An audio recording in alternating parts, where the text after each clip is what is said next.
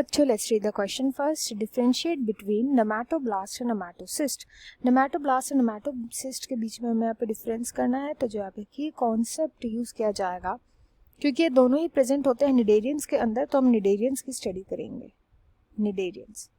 Cnidarians के पास ये special organs present होते हैं जिनको बोलते हैं नेमाटोब्लास्ट एंड नेमाटोसिस्ट. अब ये होते क्या हम वो देखते हैं. नेमाटोब्लास्ट एंड नेमाटोसिस्ट. नेमाटोब्लास्ट को नीडोब्लास्ट भी बोला जाता है क्योंकि निडेरियंस में प्रेजेंट होते हैं, तो इनको नीडोब्लास्ट भी बोला जाता है. Cnidoblast.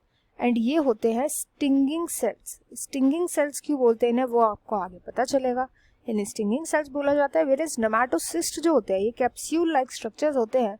And in capsule like structures के अंदर थ्रेड जैसे स्ट्रक्चर्स प्रेजेंट होते हैं. थ्रेड लाइक स्ट्रक्चर्स प्रेजेंट होते हैं इनके अंदर. Thread like structures. अब इनका फंक्शन क्या होता है वो भी हम आगे देखेंगे. अब इन्हें स्टिंगिंग सेल्स इसलिए बोला जाता है क्योंकि ये सेल्स की जो पोजीशन होती है वो तो पहली बात होती है आउटर. इनकी जो पोजीशन होती है आउटर एपिथेलियल सेल्स में प्रेजेंट होते हैं. एंड इन्हीं सेल्स के अंदर नेमाटोब्लास्ट के अंदर प्रेजेंट होते हैं नेमाटोसिस्ट. इनसाइड नेमाटोब्लास्ट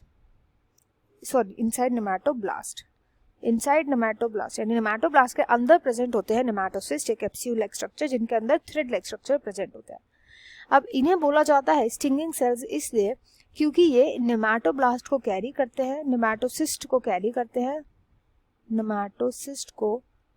करते हैं.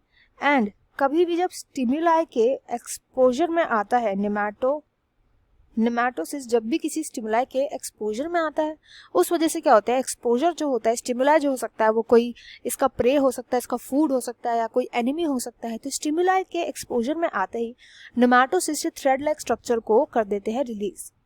एंड इसी थ्रेड लाइक स्ट्रक्चर में प्रेजेंट होते हैं टॉक्सिन्स. एंड ये टॉक्सिन्स ट्रांसफर हो जाते हैं उस ऑर्गेनिज्म के अंदर जिस भी ऑर्गेनिज्म पर ये एम करता है.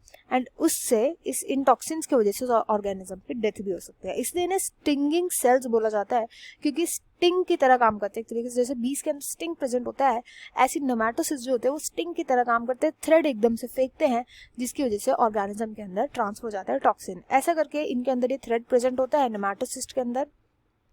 नेमाटोसिस्ट कैप्सूल जैसे स्ट्रक्चर है नेमाटोसिस्ट. एंड इनके अंदर ये प्रेजेंट है थ्रेड लाइक स्ट्रक्चर. इनको बोलते हैं हम threads.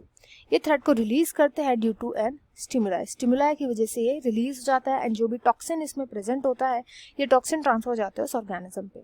I hope you understood well. Best of luck and thank you.